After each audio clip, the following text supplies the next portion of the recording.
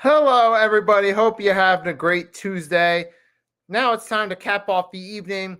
We're going to talk about the NFL playoffs in the 2024-25 season divisional round. Let's get right into it. Fasten your seatbelts for the realest Eagles and Sixers YouTuber! One who plays no clickbait and gets to the point! The myth, the legend, Nicky Steves! Come to my channel, you know the deal. Yo, boy, always keeps sticks real. I'm simply statue think they slate, dropping unrealistic mad 2K takes for the clip. Even though cats like that get views closer to the milli, never hear me preach, flip on to Philly. Before you watch the Eagles all the way through the early 22, authentic talk, forget what others do. Come to my channel, you know the deal. Yo, boy, always keep sticks real. The 24/7, 365 way. Sports content for the reals to fill the day.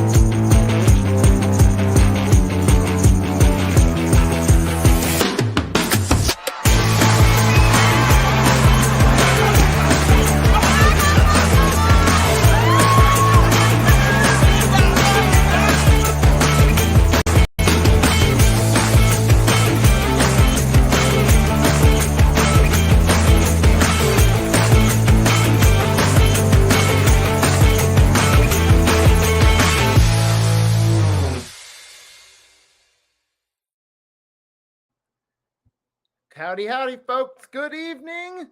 Yep, your boy Nicky Steves here. We got a lot to talk about here. We're going to talk about with the NFL divisional round recap with the 4 big games that went on to set up the conference championships. So what we're going to do here, we're just going to go straight through the 4 games in order that they were played. Give my thoughts and the main takeaways from it. You guys are more than welcome to comment. Let me know what you think. So without any further ado, let's drop right into this bad boy. Let's talk about the Kansas City Chiefs beating the Houston Texans to advance to their 7th straight conference championship game. That's right, folks. Now 7 straight conference championship games for the Kansas City Chiefs. Holy smokes, man. And this time they did it, defeating the Houston Texans, once again having their number in the divisional round, just like they did. Hold up 1 second. Just like they did the first time go around with the divisional round. Give me 1 second. And this time around, there was an interesting game. What most interesting people are talking about is, did the referees play a role in this game? Or is this just excuse making? Once again, there's a link to the StreamYard if anyone wants to join in. Because it's interesting. With this game, it looks like in just a moment we're probably going to have a guest join in. We can turn this into a 2-way discussion about each of the games.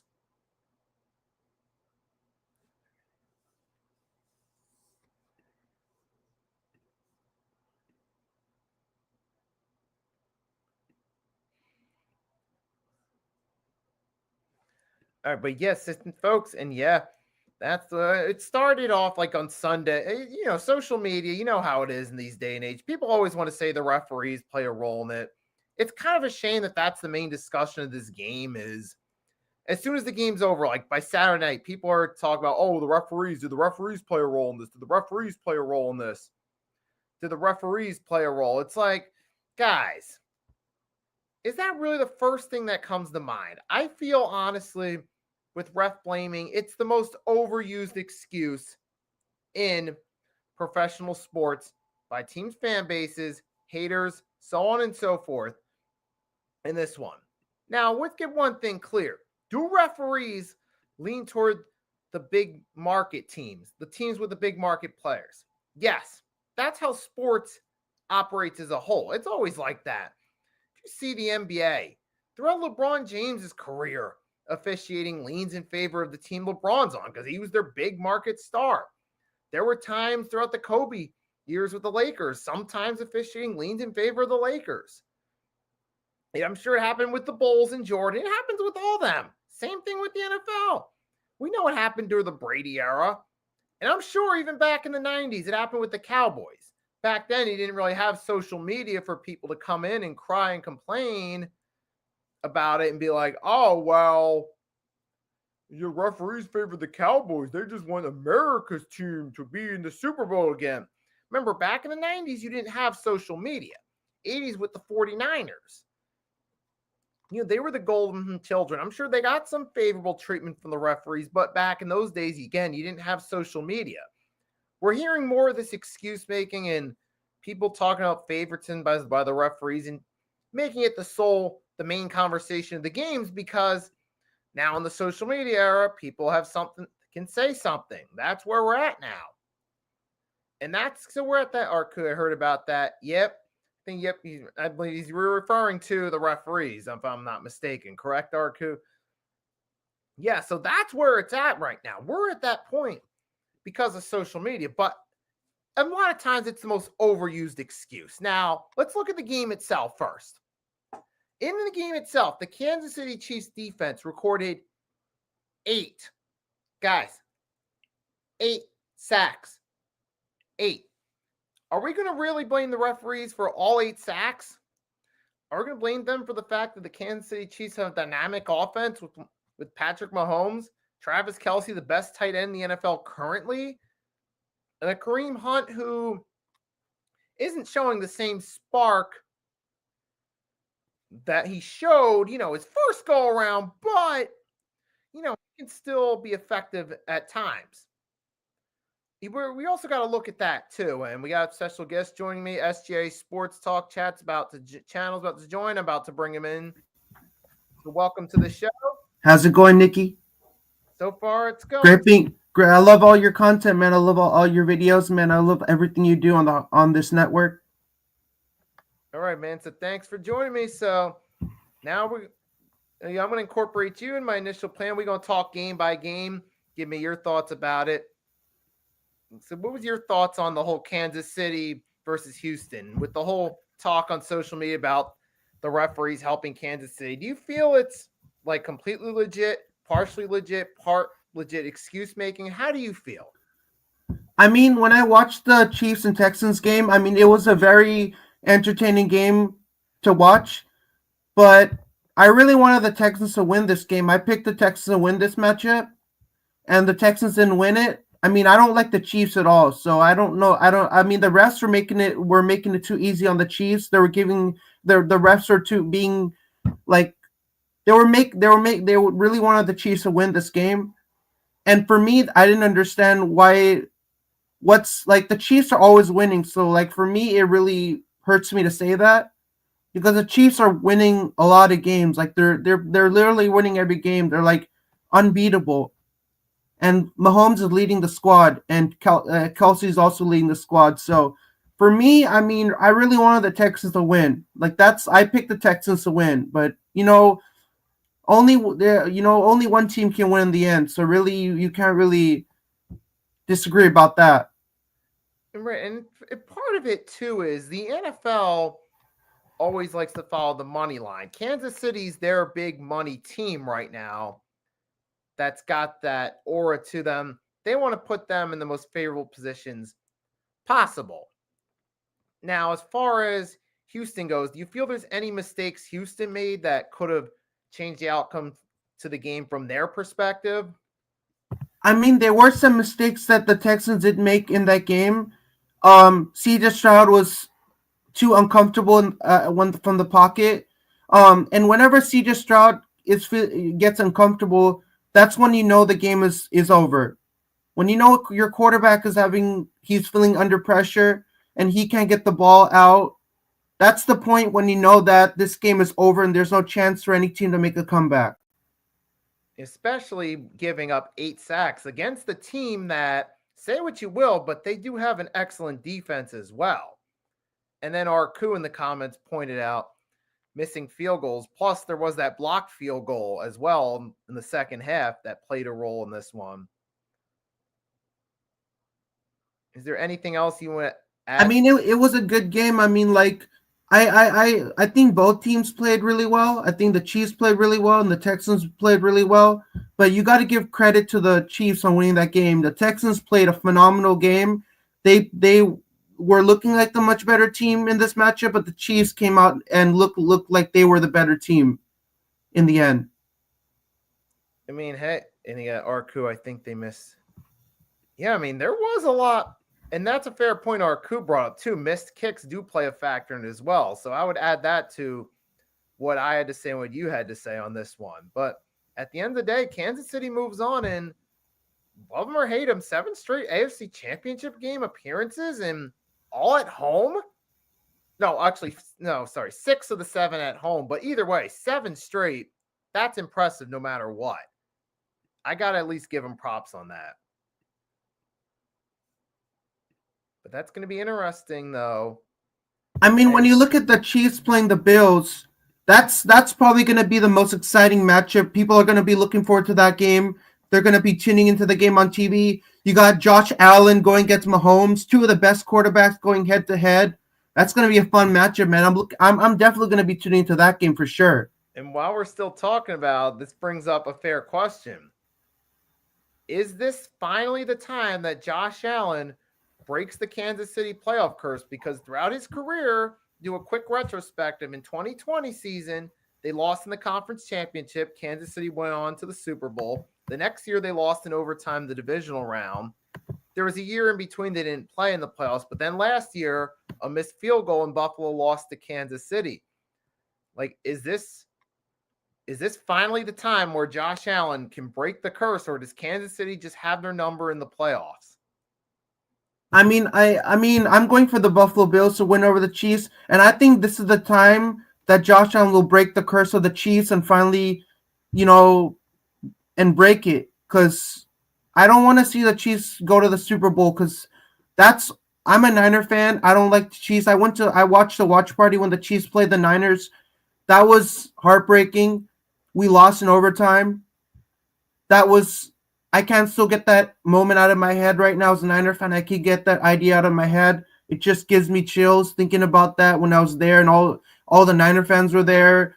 And we lost, and then it was a horrible moment. But I don't want to see the Chiefs in the Super Bowl. I don't want to. I don't want to see them. I hope they get eliminated and I hope the Bills beat the Chiefs and the Bills make it to the Super Bowl and the Chiefs don't make it. Right, nice, sir. Right, and I understand your perspective. A lot of people don't like Kansas City, and they're rooting for Buffalo, especially a lot of fans that don't have for lack of a better term, a dog in the race, meaning they're not a Kansas City or a Buffalo fan. I mean, me in this one, there was a part of me that would like to see, and ironic I'm saying that because Greg and John literally just commented, Eagles versus Bills. I was literally just about to say that myself. I think that would be a fun matchup, but we still got to wait and see what happens. In Kansas City, love them or hate them, we got to be realistic. They have the momentum based on history going into this one. But I do want to switch quickly and talk about the other game that happened Saturday. This was an interesting one, the Washington versus Detroit game, because that was really a shocker. So I'll let you chime in. Give me your thoughts on the Commanders' upset over the Lions. Man, that Commanders and Lions game, that was hands down the second electric game I tuned in on TV.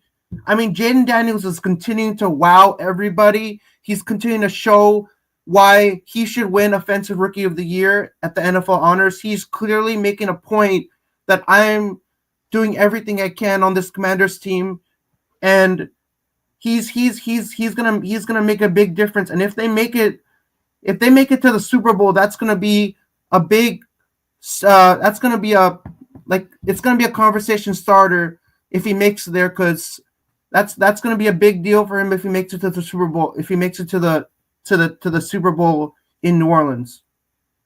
And if he does, I believe that would be the first time that a starting rookie quarterback led a team to the Super Bowl, if that happens. But now, Right now, the two players that are up to win Offensive Rookie of the Year are Jaden Daniels from the Washington Commanders and Bo Nix from the Denver Broncos. Everybody wants Bo Nix. What are your thoughts on Bo Nix? How do you think he is doing? And do you think that he has a chance of winning Offensive Rookie of the Year over Jaden Daniels? at this point, based on what I saw from Washington and Jaden Daniels, I don't see it for two reasons. Number one, I feel like Washington looked more impressive throughout the season as a team, and that partially gets credited on Jaden Daniels. And not just that, but the individual play. I feel like Daniels stood out more. Nick showed some flashes of brilliance later in the season, but with all due respect to Bo Nix, not to take anything away from him or the Denver Broncos, they kind of did have an easy schedule at times. And we saw in the playoffs when they had to play against the Buffalo Bills, didn't have such a great game. Whereas Daniels on the flip side, he led them all the way through the season, got them past Tampa Bay in a tough game, and now defeating the Detroit Lions, who were the Super Bowl favorites, who a lot of people thought were the favorites to make it. Even myself, I thought that'd be the Eagles' toughest matchup. We had to go to Ford Field, and Commanders proved everybody wrong. Definitely got to leave with Jaden Daniels. I mean, when you look at Jaden Daniels, I mean, he's clearly making a statement here that I'm the quarterback on this team, and you need to give me as much love and respect as you can give me, because if I make it to the Super Bowl, you guys need to cheer for me as loud as you can, because if they don't make it, I think that's going to be shocker. I think that's going to be a straight out shocker, because he's like the Commanders. He's like the Commanders' best player right now at the quarterback position. Easily, definitely. I mean, everyone unanimously agrees on this one that Jaden Daniels was the team MVP. Because a lot of these players, like some of the receivers like McLaurin, some of these other guys were already there. The running game, defensive players already there. Then here comes Daniels. Take for what they did last year with Sam Howell versus this year with Daniels. Significant improvement in their record. And they're going. And Jaden Daniels is clearly proving everybody wrong. He's clearly proving everybody wrong, that saying that he's not the best quarterback and he sucks and he's underrated. He's not good enough. He's saying Jaden Daniels. If Jaden Daniels would hear that, you would say, like, I don't want to hear that come out of your guys' mouth. Don't say that about me. I'm your best quarterback. You don't like me, you don't have to support me. But don't be saying all these things in my face. Jaden Daniels will get very upset if another fan says that about him. He'll say, like, I mean, why? Like, I'm your best quarterback, and you can't be saying that about me. So, they need to give him love. And I don't know why people keep throwing shade on that. He's not great. He's great. Like, just watch the guy play for a little bit, and then criticize the guy after you see. Don't criticize him at the beginning, right? That's not how life works. The sad part is a lot of people operate with a cynical mindset. And what I mean by that is they always look for something to nitpick. It happens especially in sports in this case. You're always going to have those star players early on. People are going to try to look for nitpicks. Yeah, they did this, but they did this off an easy schedule. They didn't beat anyone significant. And I don't think Jaden Daniels is really worried about what the fans think. I feel like he just wants to go out there and win games. To me, like, when I think about when fans throw shade on Jaden Daniels, it kind of reminds me of that Beats commercial where Colin Kaepernick was sitting in the team bus, and all the Seahawks fans were throwing stuff at his team bus and trying to shake him out of it. And he plugged the headphones in, and he was sitting and just like he was tuned into whatever's going on. He was like, he didn't really care what people were saying about him. Right, and now this is going to actually raise up an interesting question. Now I'm going to ask about the Detroit Lions. If, say, the Detroit Lions, with their current core, Dan Campbell, all the players they drafted, let's just say they kept Matthew Stafford. Do you think they would have gone farther these past couple seasons with Stafford instead of Goff? I think I think if Stafford was still on the Rams, I think they would go far with Stafford because I think Stafford is having a phenomenal season on the Rams. He's having a great season. I mean, he's really having fun on playing on the Rams. So I think if they kept Stafford on the Rams, I think the Rams would have gone way more farther. Right, but then, and that's interesting. I think it's an interesting question because on one hand, it looks as though on paper, yeah, Stafford clearly was the better choice, which is interesting because some of the players they got now came from that trade from picks the Rams gave up. But at the same time, you can also attribute that to Dan Campbell changing the culture as a coach, making those players motivated to come to work every day. That's a big factor too. And we see with Goff's performance, him throwing 3 picks versus Stafford, even in defeat, still putting up a solid effort in the snow. And I feel like definitely the Rams won out on that trade in the long haul. First, I mean, you can comment whether you agree on that or not, but you look at year 1, Rams win a Super Bowl with Stafford. The Lions, start to rebuild. They had 3 straight winning seasons, 2 playoff appearances, but the Rams have made the playoffs twice. Sure, they had that one Super Bowl hangover season with a bunch of injuries, but they made the playoffs the last 2 years. They actually won a game this year on the road. They lost on the road, but put up a better fight and made it more competitive than the Lions did. Not that the Lions didn't make it competitive. They certainly did, but at this point, I'm leaning toward maybe Stafford would be the better option. And I also agree that the Rams also won the trade because the Rams got Stafford, but the Lions got Goff. So I think the Lions they lost this trade because Goff could have stayed with the Lions, but now you mean with the Rams? Now with the Rams, yeah. So I think the Rams won this trade for sure, and it wasn't a landslide. They won it. Right. One more question: do you think had Goff stayed with that 2021 team with Von Miller, OBJ, do you think they win that Super Bowl with Goff instead of Stafford? Question how to answer that. I'll definitely research that, and I'll definitely get back to you on that question. I'm not really sure about that. I'm not really sure if that would have made a big difference. I don't know. I mean, with me now the discussion is about whether or not Jared Goff's overrated, because sometimes he puts up these good statistical numbers, but he played a role in that game because he threw multiple picks in that game. Some of those picks, if he would have made better decisions, could have led to scores for the Lions, and that could have completely changed the outcome of the game.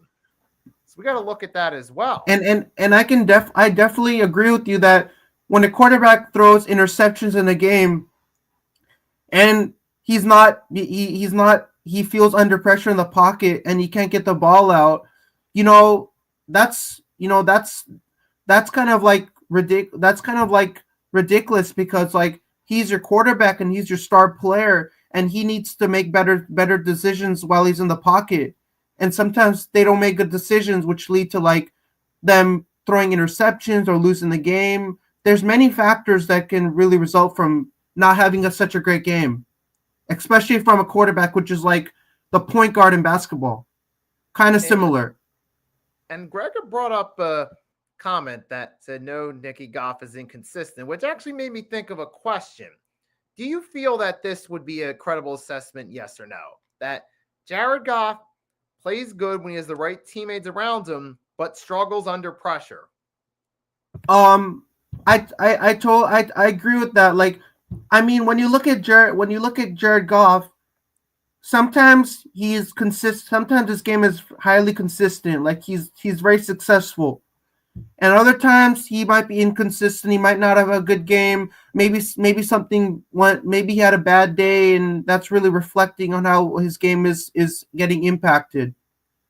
And I've noticed throughout his career, that is the one thing that has been consistent. Because I remember that year with the Rams when they lost to New England Super Bowl 53. They had an excellent offense throughout the season. Then in the Super Bowl, they managed only 3 points, no touchdowns in the biggest game of his career. And then Nikki, so when you look at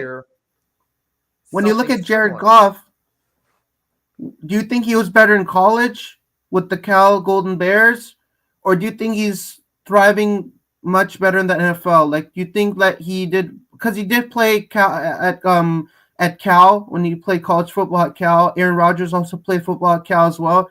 Do you think that it's normal for NFL players to transfer from college directly to the pros, or do you think like not that many players transfer directly from college directly into the NFL, like make that transition to the NFL? Mahomes did it from Texas Tech to the Kansas City Chiefs. To me, a big role in that is where you get drafted, because sometimes having the right coaching, having the right teammates around you can make a difference. I'll use several examples. Take Ben Roethlisberger years back. The Pittsburgh Steelers had a pretty solid roster, but their quarterback play the year before they got Ben was poor, and they only won 6 games. Then they took a better quarterback who had a solid team around him, won 15 games first year, won the Super Bowl second season. That's a perfect example of a quarterback being drafted in the right situation. Or Mahomes, because Kansas City already had a good offense. You had Tyreek Hill at the time. You had Sammy Watkins come in. You had Travis Kelce, Andy Reid, who was up to that point had done everything as a coach but win a Super Bowl. That's one example of drafting a player in the right situation. Even Rodgers, he sat behind Brett Favre for a few years and got to take over where the Packers still had a pretty solid team around them. So sometimes it is the draft where you get drafted. Or even I mean, you know, I think Mahomes is thriving much better in the NFL. In college he was okay at Texas Tech. I think he was a pretty decent quarterback when he was playing for Texas Tech. I feel like in part too that had to do, because I think Cliff Kingsbury was the coach, but I always thought he was an overrated hire from the start when the Arizona Cardinals hired him. The point being that, yeah, I feel like the reason Mahomes dropped is because he didn't have the right coaching in college. He goes to the NFL, gets Andy Reid, who has a great track record with quarterbacks. He planted in the perfect situation to excel. And Goff, he didn't have the greatest starting situations, but the Rams built a good team and got him to a certain point, but just couldn't get him over the hump. And now the same thing's happening again in Detroit. He's kind of has like an up and down career in the NFL. Nikki, the only drama that I can't stand is Kelce and Swift. I mean, it's going all over social media. Everybody's talking about it. It's becoming a kind of a thing now among everybody talking as a conversation starter. People are talking about it. I think they should break up. I think both of them should break up because it's just not going well. Like people don't want to see that. I mean, but like, it's their lives, like, if they want to live their lives the way they want to live their lives, if they want to do all that, they want to think it's publicity and they want to get something out of it, then that's not really my place to tell them what to do with their personal lives. Personal lives among athletes is really, really up to them what they do. Like, I mean, you can always disagree that I don't like their relationship, but like relationship, it's not really something for fans to interject because, it's just their life. They get to do whatever thing they want to do with their life. I get where you're going. To me, I would feel the best way to deal with it if you're not a fan of it is to just ignore it. Don't talk about it. Just skip. But every time I watch the Kansas City Chiefs games on TV, every time I see Swift coming to the arena, it just makes me feel sick. Every time I see her on the stretch on the car coming into the game, it just makes me sick. Like it just makes me lose all my appetite. It makes me think like why should I watch Chief games when Swift is being associated with this team? Kelsey's there, they're always together everywhere you go. They're always hanging out everywhere you go. I'm just like, this needs to stop because this can't keep going. And to me, the best thing to do is to just try to train yourself to forget about it, because ultimately you can't control what they do. You can't control what they show. Just try to train your mind to say, all right, I'm not really going to worry about it. I'm just going to focus on the game. That would be my advice. I mean, they're And with professional that being athletes. said, I would like to switch subjects now to the Sunday games. And you probably get an idea, if you can tell by the color change on the banners, what I'm going to talk about. We'll start with the first game, Eagles-Rams in the snow. First, ask you, what do you think of snow games? You fan, indifferent? How do you feel? I know some teams that play in the snow. I know some teams can thrive in the snow. Maybe they played in the snow. Maybe they played in snow games before, and they're able to adhere to the weather conditions, and they can play in it without it being an issue. Like I've seen football players play in muddy conditions, rainy conditions, snowy conditions. Every kind of condition you think of, they've played in every single weather condition you think of. And I'm glad you brought that up too, because I was thinking about it too. I did my post-game recap with the Eagles. I talked about the snow a little bit, how it plays a factor. Because I feel like the way this was going with this game, it was a tough game. You had two of the top teams in the NFC, the Rams, who were better than some people think. They get back hot late at the season, and they put up a good fight. Their defensive line actually did better than I thought against the good Eagles offensive line. They got 7 sacks, kept them in the game. Saquon Barkley he has the Rams number basically. Every time you put the Eagles up against the Rams, Saquon has an excellent day.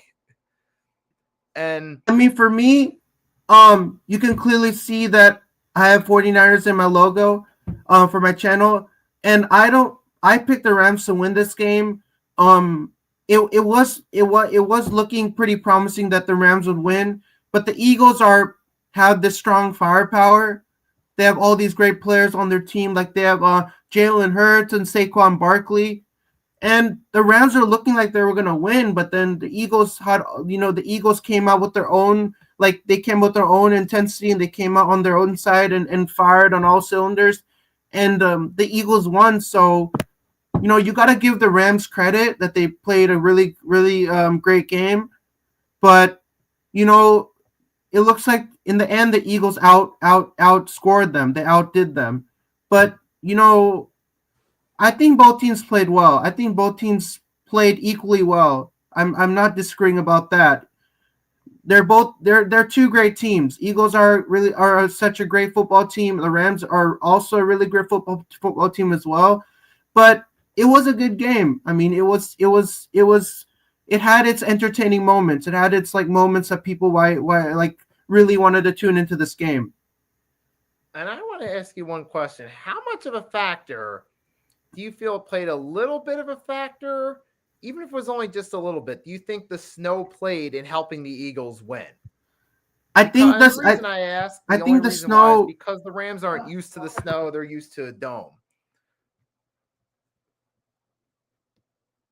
Really helped the Eagles, because I think the Eagles have played games in the snow before. So I think this gave the Philadelphia Eagles a little bit of an advantage over the Rams in this matchup. They had a little bit of advantage because I think they have played in the snow before. So I think that's why that this game was an easy win for the Eagles over the Rams.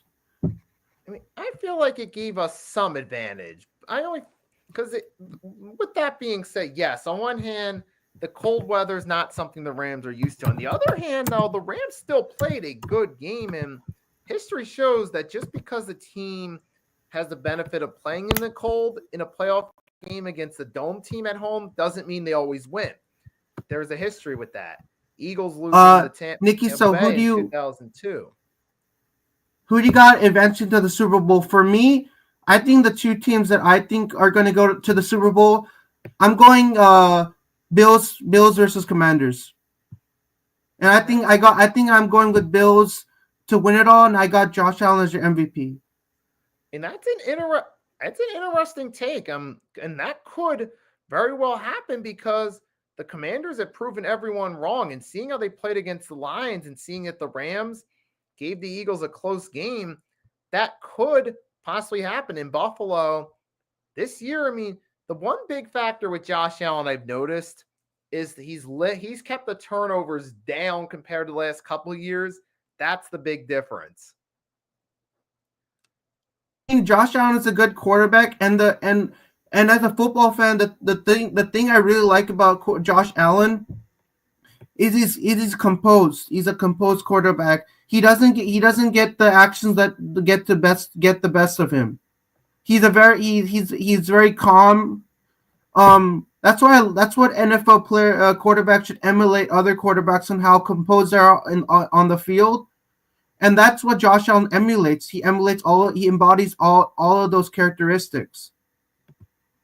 Right, definitely. And especially this season, because the last couple years, I noticed with Josh Allen, he would make a lot of great plays, but he would also make a lot of mistakes. This year, he doesn't make that many mistakes. It feels like he's making a lot more excellent plays, and that's playing a big factor in Buffalo having some momentum headed into this game. And before we get into it, I did want to ask you one question. It's about from Baltimore's perspective. Who do you feel deserves more blame for the loss?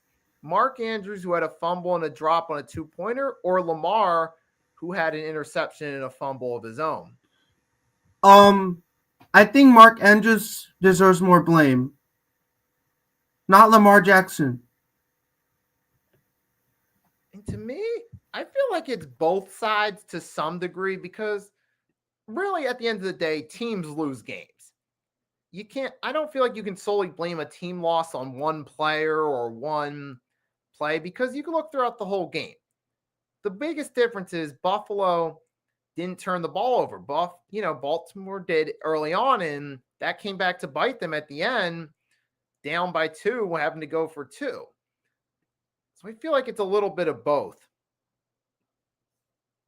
Mark Andrews is a really great tight end, but you have to, but as a role of a tight end, you have to hold on to the ball and you can't drop it. That's what I don't like about tight ends because that's their role to do that, to hold on to the ball and hold it without dropping it. But then the problem with tight ends is they drop the ball way too many times. They're not able to hold on because when you have a ball, you're supposed to hold the ball and pull it in. And they're not able to pull it in and they drop it, which results in, I don't know, a penalty or something, or I don't know, something that is detrimental to the game that will actually lead to their failure. They're not going to be successful. They're definitely not going to be successful when your tight end drops way too many balls. And Grega John brings up the point that the team with the least turnovers usually win in the playoffs, which is true, like majority of the time. Like the only incident I can think off the top of my head where the team with more turnovers won was Seattle against Green Bay a decade ago in the conference championships. You're talking 10 years ago. And Baltimore did turn the ball over more, and that did hurt them as a team. But now I'm going to ask a question about Baltimore's future. What's the big change you think they got to make? Is it coaching? Is it players needing to step up in the playoffs to get over the hump come playoff time next year? For me, I think it's both. It's coaching and players. It's both. Both of them need to be fixed. Not one of the other, but both. Coaching and players. The coaching needs to be fixed, and the players need to be better. They need to step up more. And the reason I asked this question is because Buffalo last year, after losing to Kansas City, was in that predicament where we were asking the same questions about them. With Baltimore, they had a few years they were dealing with injuries, so we gave them the benefit of the doubt. But the last 2 years, they've been healthy and fell short in big playoff games. So now it's time to ask. That's why I wanted to ask that question about Baltimore, because now they're in that predicament. While Buffalo, on the other hand, so far, they've learned from their mistakes of the past. And it looks like they're going into this game in Kansas City, despite being on the road with more momentum, considering they beat them once. And it looks like they've been have more momentum going into this than they have the previous times. But we kind of touched up on that. So if you want to give me your closing thoughts, was there any Like any hot takes you have specifically that you haven't brought up yet from the divisional round? Could be any of the games. I don't have any hot takes, but I think all the games from the divisional round were all great. I think all four of those games had their moments, and why fans tuned in to watch all four of those games. But I think the Commanders and Lions game was the game that kind of shocked me the most out of all four of the games. Definitely. And because they blew them out, and Jaden Daniels had a phenomenal performance. I think he had one of the best performances of his career against the Detroit Lions. And for me, I was looking at this. My big takeaway was that the Eagles and Commanders is going to be the top rivalry of the NFC East for these upcoming years. Now that Washington has that star quarterback, they have themselves a team that can contend. The Eagles, we know, they're still in contention. They still going to have some of their pieces for the future. And in the Super Bowl, I got Bills and Commanders. My score prediction I know the game hasn't started, but I'm still giving my score prediction. My score prediction is going to be 27-24 on a game-winning field goal by Tyler Bass. That's going to be my prediction. I'm sticking with my prediction. Hopefully, like, those two teams make it, and my score prediction comes out true. Sometimes I'm not that good at score prediction. Sometimes I predict something, but it doesn't really happen. Score predictions generally. That's why my friends never make score predictions, because there's rarely that score prediction will never come out to be true. It might be wrong, or it might be right. Ends up being the case. So, I mean, later this week, just a heads up, I will be doing the preview for the conference championship later this week, where I'll talk about that more in depth. For now, so I pretty much said everything I was going to say. So before we go off, SGA Sports Talk, thanks for stopping by and joining the stream. Arku, Grega, anyone else that stopped by for the stream, thanks for joining. Hey guys, make sure to click that like button, smash that subscribe button, and ring that notification bell for Nicky Stees. He covers Sixers and Eagles content. He's a Philadelphia sports content creator. And also share